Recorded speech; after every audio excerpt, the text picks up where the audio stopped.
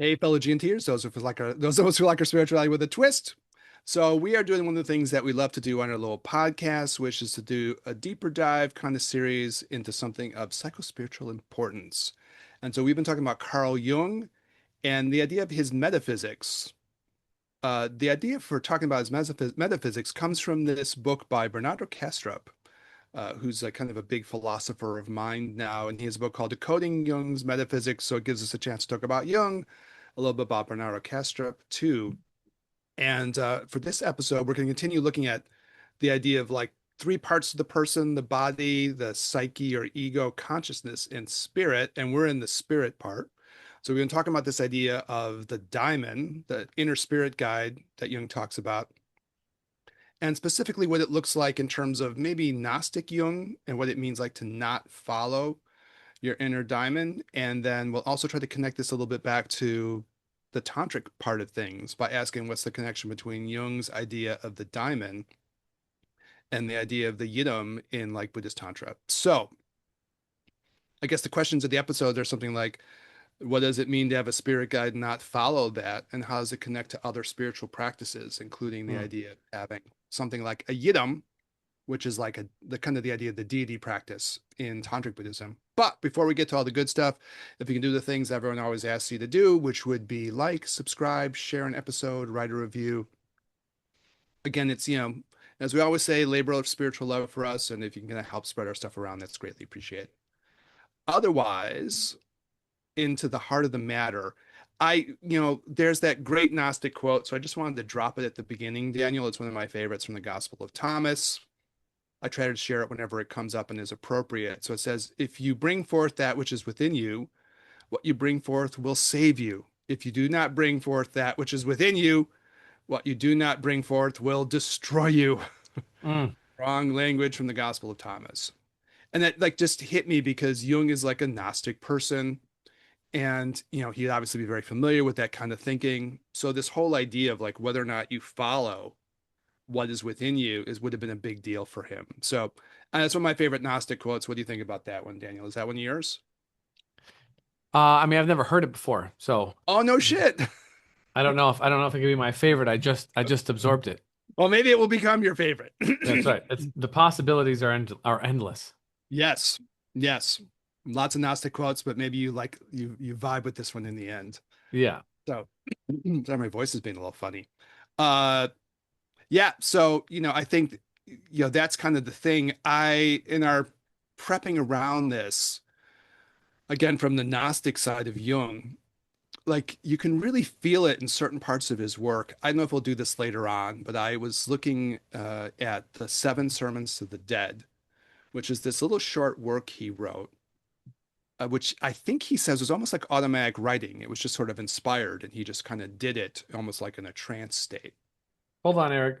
Yeah, We should just talk about that for a second, because I am positive that people do not know what that is. a, So, a, a trance state. no, no, no. Automatic writing.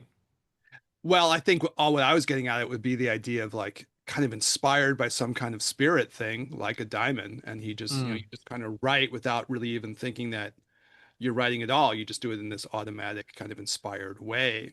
Yes. I think people did hand analysis of like that document after he wrote it, and they were like, this doesn't look like this guy's handwriting. Yeah.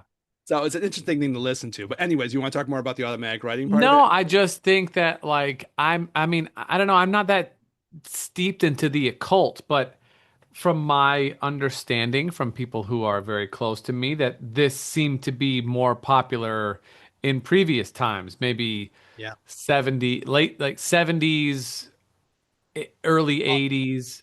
I mean, Jung has this interest in the occult for sure, right? And like extending back to his Yeah. time, you know. Yeah. Uh, I mean, I think there are probably still people who do it, but again, you have to Yeah. be like in occult circles. So it is an interesting thing. The weird part is like Yeah. the handwriting thing, because if I remember correctly, they were like, okay, I don't know whose handwriting this is, but it doesn't look like this guy's, meaning Jung's. And and the audience Yeah. can correct me. I'm not sure. I mean, I've heard it, but I think it's also with your non-dominant hand. I don't know if it has to be. Right, I don't know if it has to, but I think it's what they Sometimes recommend. people will do that kind of stuff, right? Yeah.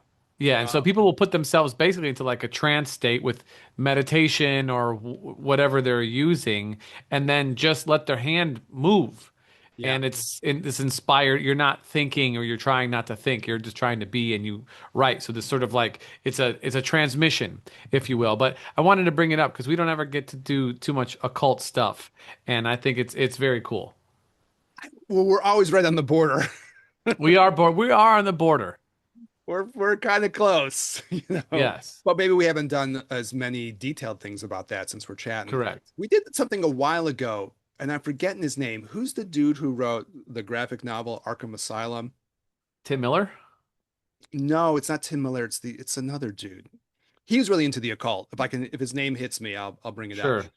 But I think we did something on that literally like years ago. We were talking about his relationship to the occult, and I'm just forgetting the dude's name. Anyways, he's really into like ritual magic and occult stuff. Oh, I think the Grant guy Morrison. Sorry. Graham Morrison, yeah, and the guy who wrote The Watchmen is too. So we did a little on that years ago, and we pops up here and there. We could do more of it, right? It's fun.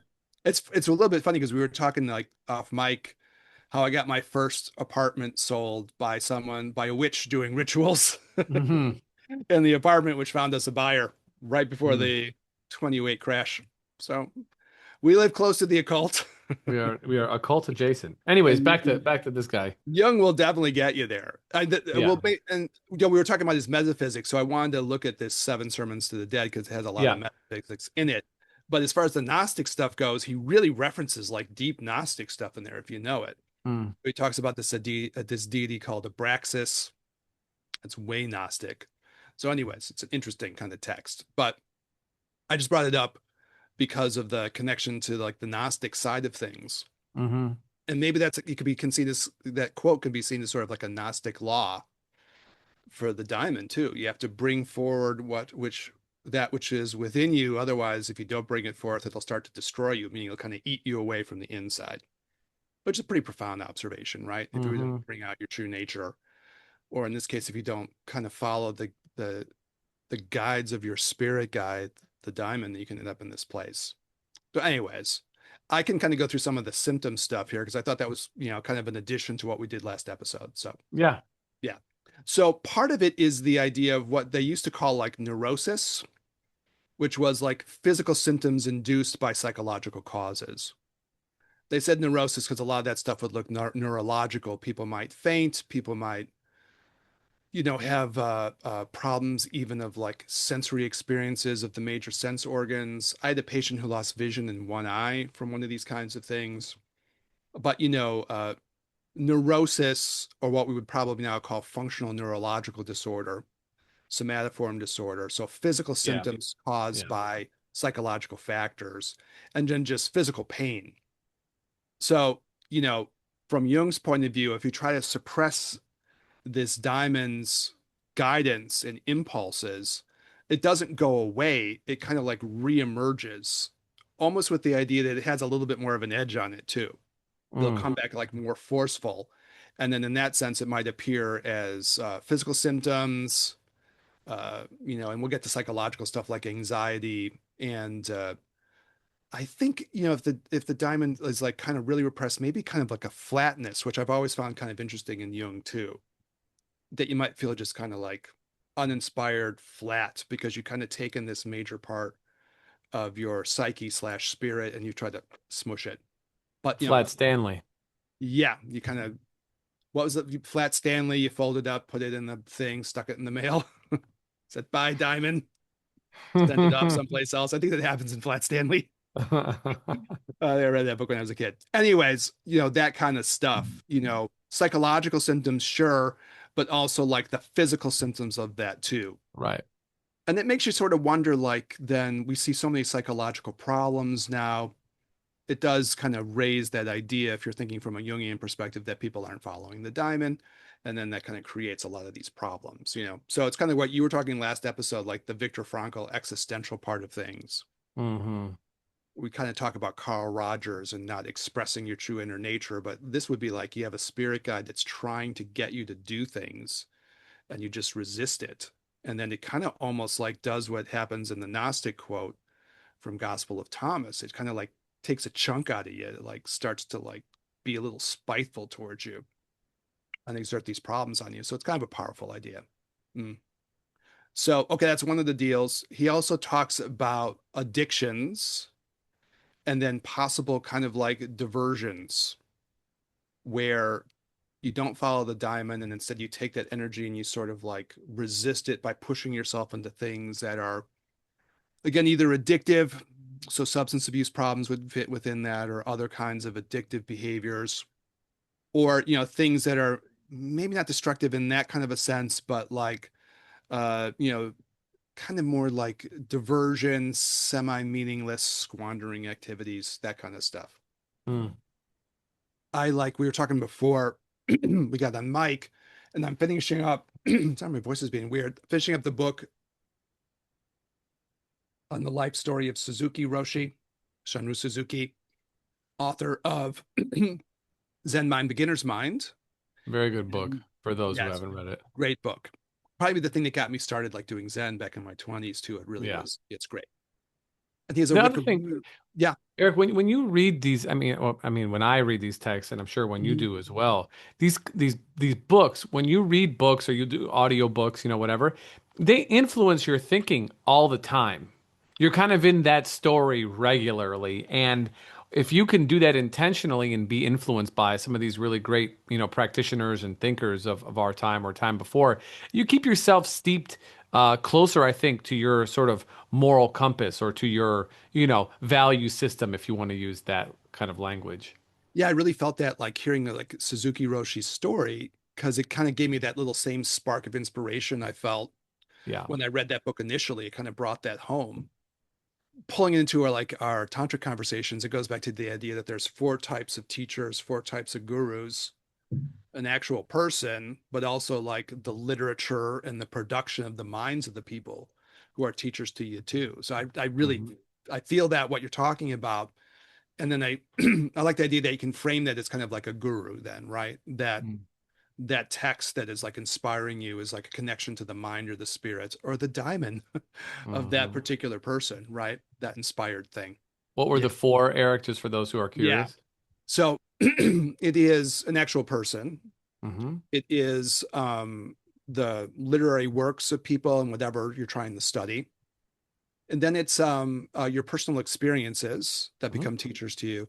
And then the fourth one is really interesting. It's kind of like your own spirit that is kind of like a teacher to you. Your Buddha nature, you might say, Hmm. has a certain amount of wisdom in it if you think of it that way. And so you sort of learn from your own inner wisdom. Yeah. I guess if you're young, you're going to say that there's this diamond thing too floating around within that. And that's kind of a teacher too. Hmm. And I guess as we go forward, we can debate whether that's a part of your own psyche or whether it's like a force entering in from the outside. We were kind of hinting on that at the end of last time we were talking. Yeah. Yeah. Yeah. So we'll get to that idea, I guess, when we talk about the Yidam, right? Yeah. Hmm. And that's a big Well, thing, I think, in Bernardo Kastrup's talking about Jung too. But even yeah. in this right here, you're talking about addictions and diversions. It Mhm. sounds very much like the three poisons in Buddhist thinking, attachment, aversions, and ignorance, which surprisingly almost everything can be boiled down to one of those three things, Yeah. Yeah. like For sure. it's like the circling the drain, like Yeah. it's Yeah. always Yeah. there. Eventually you chip away, then you're like, oh shit, it's just that kind of thing again. Right. Yeah. Yeah. Right. I thought you'd be Yeah. into it too, just because of like the diversions part, Oh you know, yeah. because you're so much into the idea of like what's capturing people's attention. Absolutely. Such a big thing in like your conversations in this little pod of ours. And like, I guess one of the ways of explaining why people are so splintered from this perspective would be like, there's this diamond that wants to direct you, and Mm. it's not comfortable to you. So you kind of just put that energy and you shunt it into things that are diversions, right? Hmm. Yeah. And like I mean, that's the one thing that that this really hit me, when I was putting my parts of these notes together. I was like, oh, this is in Daniel's wheelhouse for sure. That's the one thing that this society has really gotten great at is diversions, is distraction, is capturing your attention, shortening your attention span, and really giving more outlets than you can even possibly get into in one lifetime. I mean, there's so many things for you to be involved in or distracted with or whatnot. And I am not sure how many of them are doing you much good. I don't know. I mean, I don't have data, so I don't even like to talk about stuff when I don't have some data near me. But like, are there more there? You can learn so much more stuff, but are there more people playing music? Are there more people creating their own things? But I don't know. But we can totally say there's an infinite amount of television shows from all across the world, along with movies and short and long form content, like ours included, that are they're infinite in magnitude. There's I don't know how many podcasts now, 3.5 million or something like this, which we're literally in the top 5%, by the way. So, hats off to tip of the cap and a shake of the feather. Uh, that there's so much that you can consume that I just don't think is moving you towards your own self, actually. Moving you towards or we could even say that's getting you to listen to your diamond. It's getting you to listen to the sort of inner guidance that you have, or the outer guidance from an external teacher, or a book, or an audio book, or any one of these Or a things. podcast. Or a podcast. I Yeah. just don't think that there's a lot. So whenever this comes up and I take the moment, I always like to tell people, like, now that we're here, listen to yourself. Go inside and listen to yourself. There's a lot of shit you can listen to on the outside, even us. Fuck us. Listen to yourself.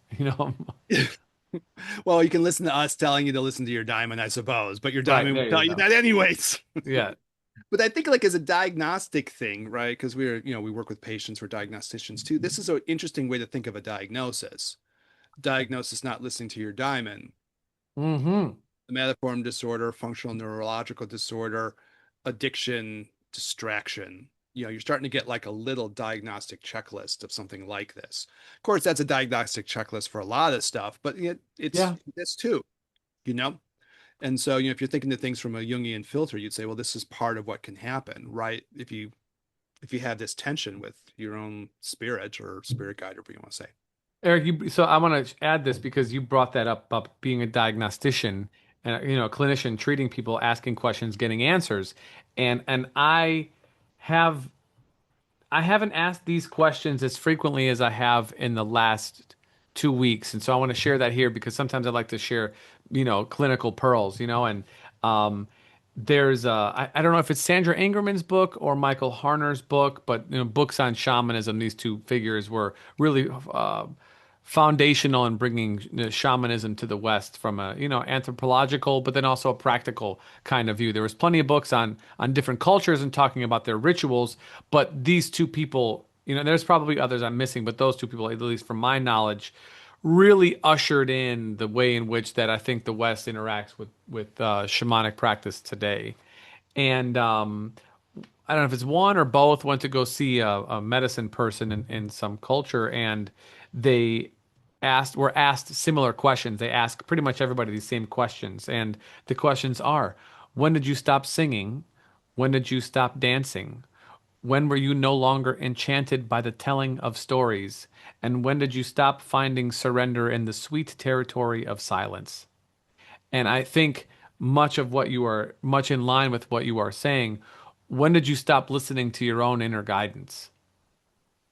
That those are, I mean, like if you're going to look at, existential somatoform type influences on somebody, I think this is the kind of like mindset that we have to keep when we're going to think about working with people. And for those who are listening, when you're thinking about diagnosing, yourself or your loved ones, it doesn't mean you have to do anything about it, but this could be your perspective, if you will.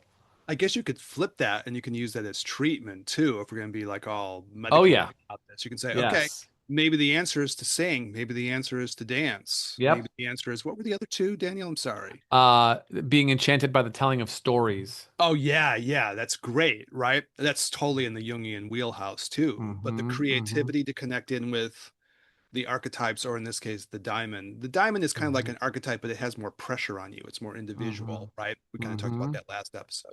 Yeah, that whole thing, has that quality of like, you could flip that around and say, yeah, sing, dance, And then live in being in stories, silence. create stories, yeah, and be in silence. Jung has this moment again because I've been doing my little Jung researches around this set of episodes we're doing, but like I think at one point in his life, in his notebooks, we were talking about he kept these very private notebooks that became very creative projects, the Red Book and the Black Book, right? Mm-hmm. Red Book, Liber Novus gets published like that. But anyways, like I think it's in that part where he's like talking, or maybe it's in his letters, but whatever. There's this part where he's saying, like, I don't feel like I have a story for myself anymore. I don't have a myth. I don't have a story. And I don't know how to live without a myth or a story. And maybe nobody does when you get to the being enchanted by a story. Mm, Maybe we all need a story for what we feel that we're trying to live in our lives. And we need a story that mm. feels compelling to us. It's an interesting way to frame it. Yes, it is. If your story doesn't feel like compelling to you, then it's not a very good story. Or maybe there's no story, right? And I think he was kind of like calling that out as like a problem of like the modern times, which I guess we're still all a part of, right? Mm-hmm. A modern time problem. People lose the sense that there's a meaningful story that they're participating in, which is another powerful way, the enchantment of stories, but the enchantment of like, oh, I have my own story. Yeah. Mm-hmm. And that's kind of how you connect to your diamond, right? Because the diamond's going to have some kind of tale it's trying to like Mm-hmm. get you to connect to. So it's good advice, right? Yeah. Yeah. Yeah. As far as the silence, I mean, the other thing in Jung is like the creative imagination, Right. that time to turn inwards, right? That's his meditative technique. I turn inside and I kind of journey inside myself, Mm-hmm. and I meet the characters that are within me, and we talk and we kind of like go through our questions and answers and all that. It's obviously very. He's such a psycho spiritual dude. He's Yeah. very enjoyable. He's a very enjoyable man. All right. Well, so what we got so far? Psychological symptoms, physical stuff, somatoform, you would call it, anxiety, flatness, and emptiness, which is obviously related to things like depression, maybe addictions, diversions. The last one was the idea of the fate part of this, that in a way, and this gets the idea of like to what extent, going into our Yidam thing, to what extent this is internal or external, or what this is about. So we have a little thing we call the shower curtain of wisdom Mm. across the hall over here in this bathroom, where someone gave it to me as a gift, where it's kind of like the great quotes from the people that I admire on a shower curtain. Shower curtain of wisdom. You can sit there and, relieve yourself and feel emboldened by wisdom. So good times are had. Rel- You can relieve yourself and be emboldened at the same Yes. time. Things are coming out one end and going in through other ends. Right. So anyway, so the trap of fate is this kind of interesting thing. And on my little shower curtain of wisdom, there's this line where he says, until you make the unconscious conscious, it will direct your life and you will call it fate. Yeah. So I guess the idea there gets to be you'll be kind of like disempowered in a way. Yes. And I suppose you can frame that in different ways. You could make it like you'll lose your direction and your life will become directionless and therefore just like ping-ponged along just by the events and the fates of whatever seems to like transpire upon you. Mm-hmm. And then the other part, and this gets to like the internal external part of this in kind of a weird way.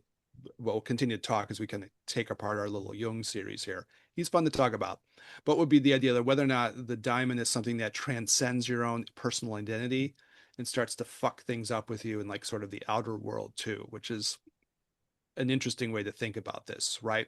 Mm-hmm. So the fate might come somewhat under the control of the diamond in the sense that it'll start to do stuff to you to kind of compel you in the circumstances of your life to try to drive you back, which I think he thinks something like that. Right. And we'll do some stuff on synchronicity, one of his big ideas later on, because that's a huge part, obviously, of his metaphysics. But eventually, events in the outside world would start to like transpire you against you or something like that. Mm-hmm.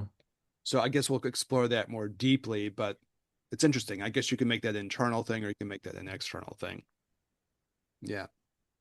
So what do you think? Like directionlessness versus external circumstances. I don't know. What do you think about that stuff, Danny? You got thoughts on that one? Nah, I mean, yes, but So yes, but big, right? yeah, yeah.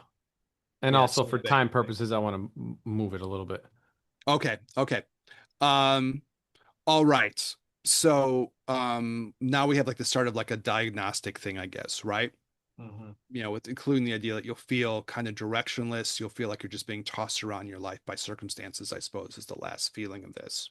Hmm. Um, which gets to the idea that we talked about a little bit last episode, but you know, the brief review would be like, well, why wouldn't you do this?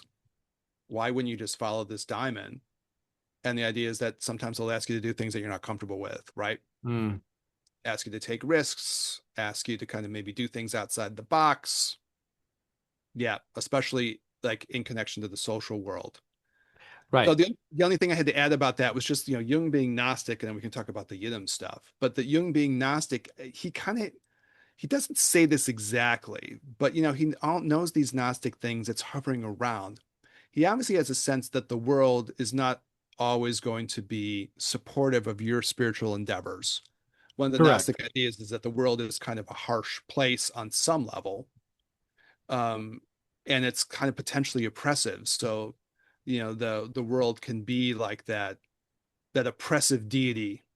You know, they have a Gnosticism, this demiurge thing. Like he recognizes that piece, and so especially when you look at it in terms of like social cultural demands, those things are expressions of like the demiurge from a Gnostic point of view, and then you might find yourself in clash with them to some extent. So, anyways, I think I just wanted to kind of like, since we were looking at the Gnostic side, Hmm. just kind of bring up that piece. I don't think he hits that super hard, but it's obviously hovering around, you know, where the social world can be an oppressive place, and your diamond might be trying to get you to do things that are either like personally pushing forward or sometimes even trying to push the collective narrative forward, which you were talking about some episodes ago too, Danny. Yeah. You Yeah. start doing things and it pushes things in a new direction, Hmm. maybe for everybody, because we're all interconnected in that way. Yeah, and I think there's some people have like maybe a bit of a nihilistic view on their influence on the species or the culture or whatever overall, and they feel like, well, unless you are of great power or great fame, or of great recognition, your ability to affect change is minimal. And maybe on the gross level, there is merit to that argument. I'm not going to say that, I have the same power to drive change as, I don't know, name somebody, Leonardo DiCaprio, Or right? Elon Musk or Jeff Bezos or Yeah, whoever. I'm trying to think of people who I give a fuck about. Um, you Oh, know. I didn't know you gave a fuck about Leonardo Yeah, of DiCaprio. course. Yeah, no, he's done That's some good news. movies. He's done some good movies, You like is it Inception? That's a kind of a A Daniel movie. fantastic movie. Yeah. That's a Daniel movie for Yeah, sure. that's absolutely a Daniel movie. Yeah. Yeah. Um, but but regardless, those people, actors, artists, they have influence by the merit of their work or by and therefore they're given influence because of that. And I think that some people might feel like disempowered because they don't have that. So then what's the point? My point is more of one of individual empowerment to say that like every experience I think is going towards the collective unconscious and moving us in a positive direction. So we'll tie it all the way back to earlier, just like listening to a book or reading a book influences your mind even when you're not reading it. I think the actions and the beliefs that we have influences the humanity's psyche, even if we don't know that it is.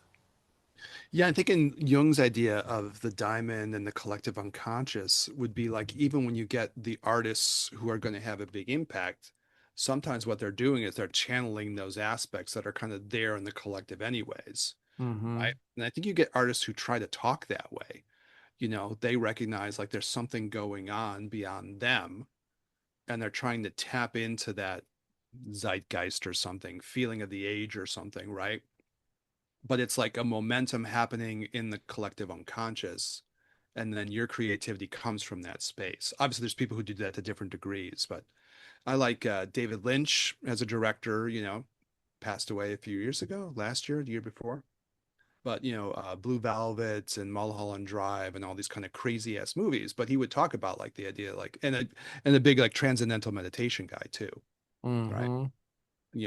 But always did it every day, kept it up his whole life, So, real believer in the meditative experience. And, his book on creativity is called like Catching Big Fish, which is the idea like you're not coming up with the idea, you reach out you're fishing into the sea of ideas that's probably out there and you're trying to catch them.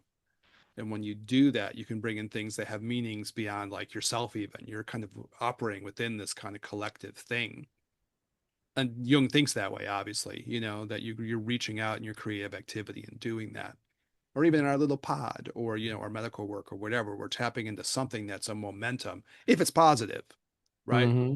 And in that sense, you're connecting with the diamond too, in your creative, meaningful activity.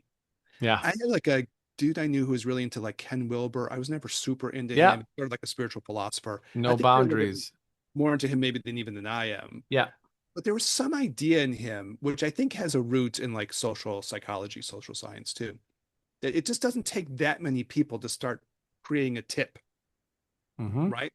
So if you start to get like, I think the number I heard was like 10% of a group of people start pushing in some new direction and they really do it, it tends to create this magnetism, this pull of pushing things in like a new way, And I think that was the number, we can look it up and correct me, Well, it depends on who you're talking about. If you're talking about like Malcolm Gladwell's The Tipping Point, that number is going to be closer to 30. Oh, he says it's But that big. Yeah, okay. yeah, yeah. So like they would, if they have like a typical 9 or 10 person board in a corporation, a larger company, that until you have three people of either minority or gender, right? That it becomes more than a token. They become a group, and that group can then influence the greater group. So if you have a board of 9 directors, again, on a company's board, if you have less than 3 women, they're just 2 women, and they Then just they get can't make the same impact on that group. right. But when there's three, now they can form a little trio. And the same thing for even ideas, right? It doesn't necessarily have to be women or minorities or whatever, but people who are conglomerating around an idea. Once you reach that 30% mark, okay, now it starts to be a thing because they have a little bit of power as themselves, and you can't just move them very easily. Yeah, I was thinking about the Malcolm Gladwell thing at the same time I was thinking about the Ken Wilber thing. I just didn't, yeah, I didn't know their numbers, and I knew you knew more about them than I do. Yeah, yeah, yeah. Um, I'm not, I want to say it was 10, but I guess you can debate the numbers involved Sure. for either of those two sets of ideas, Yeah. whatever, you know. I don't know. I don't want to go off on too much of a tangent about the Malcolm Gladwell aspect, but is that based on like some specific research thing, or is that more of his Yes. own theory? Okay. Yeah, because I just read Revenge of the Tipping Point, maybe like 2 years ago. So I'm Yeah. familiar with this. Yeah. I mean, it's that. Well, I mean, like this was part of our. I won't have to go on this tangent either, but it was Yeah, part well, of our yeah, discussions about MAGA too, because you got 30% of the people that are not going to break out of correct, that cult. So what does that mean? correct, Yeah. correct. Yeah, I think like on the psychospiritual side, I want to say it was 10, but I'll fact check myself. And there's Mm-hmm. another great writer, Robert Graves, who kind of threw out that kind of number too. You need like a certain number of people that will start to like really energetically start pushing in some new direction. I think Jung believes in that though. I think he believes that you can create a tug on the collective conscious and unconscious, and you can also be this kind of mind that connects us all in Jungian thought, right? That all of our Mm-hmm. minds are kind of interconnected. It's obviously a very Asian spiritual idea too, or traditional spiritual idea, but also that you can be inspired by currents within that and kind of like be part of that process. So, and I guess if you don't, well, then that has again its own impact because the impact goes beyond you. So if you do it, it has an impact, but if you don't do it, it has an impact too. I've thought about Right. that in my life. I think this will be our last subject. Maybe I'll have to save the yin for next time, Maybe, right? yeah. Yeah, but like the whole idea of doing things because you want to have it resonate outside of your own space. I've thought about that in the course of my life. I made a decision to do the traditional Chinese medicine thing, and it was because, well, I want to make an existential statement, I guess you could say, right? I want to have my life feel personally meaningful. But I also have had the thought, like, okay, I can try to be part of a little something. You're your own little droplet trying to add to the wave of Hmm. something big. And I've thought about that with different parts of my life. Like, I want to do this because I want to be part of making that statement. Obviously, spirituality too, doing Zen things and tantric things and the stuff that they're doing. I've had those thoughts. I'm sure you have too, right? Yeah, I mean, one of the things that, you were talking about this earlier, but, in reference to the diamond and how it influences you, one of the things for sure that it's doing is getting you to break through, to face and break through your fears. Mhm. Because generally, the things that it's asking you to do are not easy. And sometimes in the social settings, it's hardest because you're going to be butt up against values potentially of the in group that you are part of. And that this thing is intentionally trying to say, no, you need to not be part of this group, at least for this particular action, because you need to learn something, or you need to do something, or you need to change something in order to do those things or accomplish that task.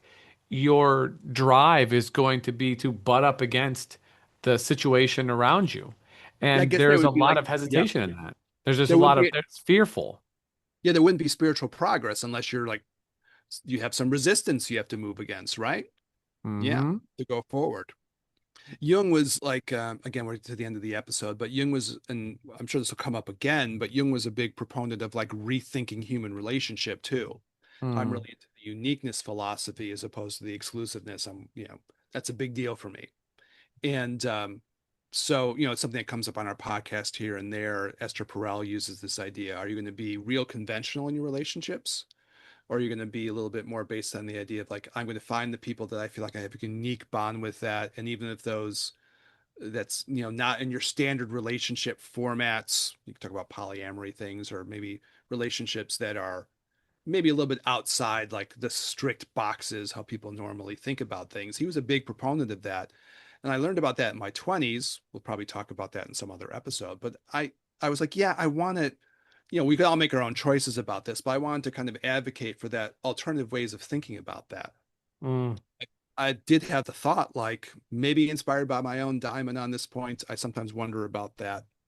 That didn't seem like an entirely just personal decision. That did feel like, okay, there's an alternative way that has to be put out in the world, and you can be one of the people that puts out at least that as an alternative. Yeah. And we all have to make our choices. But a lot of those kinds of things are like that, whether you take that as an example or where you do your profession or how you think about your spirituality. It's the idea that you're trying to progress things forward in some way, and the diamond Hmm. push. Yeah. I'd be remiss if I didn't say what I was also thinking, which is the discernment aspect of this.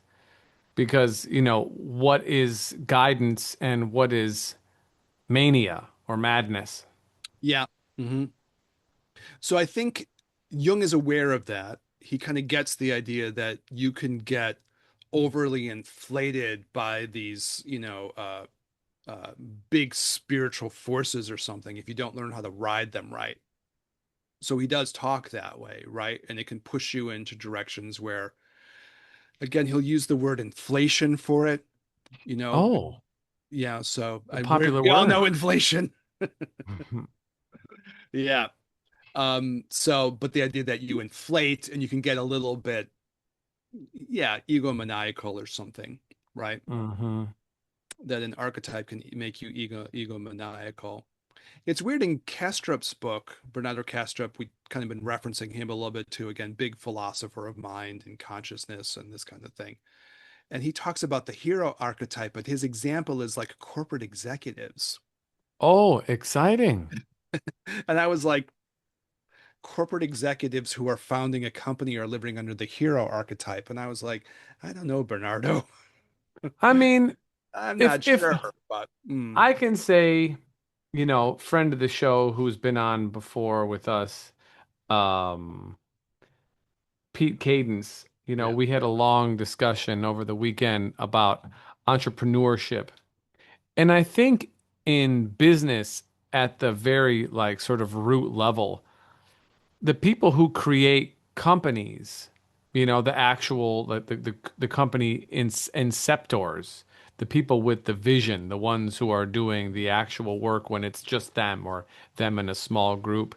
It is definitely a hero's arc for sure. There's tons of uncertainty, lots of risk, and tons and tons and tons of ingenuity that goes along with problem solving and bringing people together and so on and so forth. I think the issue that we have around it is the, let's say, hyper amorization of greed. And therefore, it seems like that he is fantasizing money hoarding, which is the same as ketchup packet hoarding, except this has slightly more value in our world. Although, no offense to ketchup packets who might be listening. It might get pretty desperate. You might need to be able to hold on to all those packets, and That's right. you might need to get the mustard, grab some of those Yeah, little paper salt things. It's not easy times. that's Desperate right. times called for desperate hoarding. Okay, my only reaction to it would be like, I don't want to like slam Bernardo Kastrup either, because maybe he has Yeah, ideas of forming good stuff. And obviously, we've had Pete Cadens on. yeah, Great guy, definite like humanitarian spirit, absolutely. want to do things beyond just like accumulate for himself, like very obviously. The thing that Hmm. strikes me about that particular framing, though, when you look at some of the more potentially toxic people under the thrall of that particular thing, Yeah, is like you can inflate. And maybe that yeah. does lead to like a toxic version. And we can throw out names, because it's the end of an episode, but like your Elons or someone named Oh Jeff. God, yeah. Teal Yeah, and yeah. Wexner. I mean, yeah. There's. Mark I mean, Andreessen. Ugh. I Yeah, a mean, lot. there. Yeah. Bezos and Gates and I mean Mhm. there are not too I mean even what's his name Soros. I mean there Mhm. are very few people I think on that level of being who are A, not on the Epstein list, and also B, positive, like really in a Not inflated by a hero story archetype that they've owned for themselves and they're blowing themselves up really big. I mean, that'd be the Jungian warning, right? yeah. Just to Yeah. add a C to your list. I didn't mean to cut your flow, but yeah, it's like that, right? Yeah, yeah, there's no doubt. So, that's I brought that up because I would feel like if for those people who are here, and if you're here at this point, your attention span is top 4% of the entire world. The best of the best of the best. That's how good you are. So You've congratulations at listened to your making it. diamond and you haven't got diverted away by hitting like a click off of the listening, right? Yes, Yes, yes, you don't or have that problem. yeah, no, you're good. But yeah, yeah, there's something to be said to following your inner guidance, and then something also to be said about listening to what you believe is guiding you and not taking it also like infinitely seriously. And like you talked about earlier, whether that comes from the inside or the outside, right? I hear plenty of people who talk about, political ideology, and people know where we stand at this point, so we don't need to discuss it, but it's not your identity. Mhm. It's things that you believe in, and you can believe them fervently, but if you listen to anything with too much intensity, it's going to alter you. Just like listening to a book is going to shape the way that you think. Just like listening to your inner guidance is going to shape the way that you act. So everything with discernment, like our colleague or former guest on the show, Mary Kay Ryan would say, "It's good to have an open mind. Just don't let your brain fall out." Yeah, I love that quote too. Hmm. And that, like, as far as Jung goes, that could apply for him too. Having an open Yeah. mind, but don't let your brain fall out. You have to like think critically about these forces too. Yes.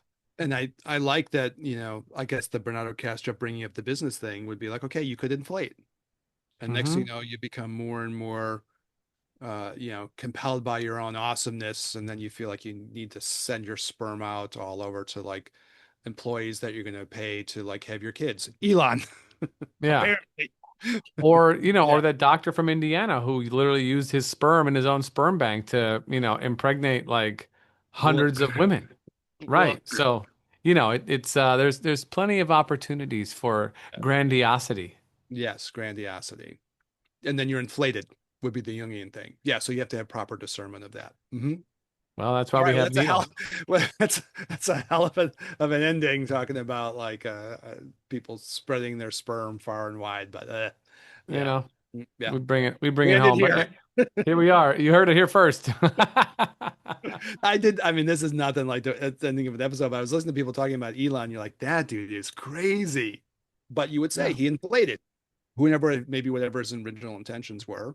If you want to say in the Jungian framework, you can inflate. Whenever And you then, have people in positions of power, all of their actions are hyper analyzed and are given descriptions or understandings of genius and or madness, when in reality they're just decisions the same as everybody else. They just have outsized influence based on their financial capabilities. It's, I you know, suppose that's true. I mean, but there is again, I'll go back to the Jungian thing as the closer that you could inflate. And absolutely. all of a sudden, that hero archetype becomes I'm the savior of the universe, and we all have to go to Mars or whatever. And I'm going to like compel everyone to do that, based on my inflated sense. I mean, Jung could go, don't know the dude, Elon, the man who wants to walk on Mars. Is there life on Mars? David Bowie. That whole idea of like, okay, what happens to someone? And Jung he saw very rich and successful people, Yeah. and he was like, okay, yeah, some of these people inflate, right? Yeah. Okay, cool. Thanks, Daniel. You got it, brother. Thank you so much. Audience, thank you for tuning in. Email ginandtantra@gmail.com. Instagram, the Gin and Tantra. Podcast coming soon, ginandtantra.com. For Eric, this is Daniel. We'll catch you guys in the next one. Peace.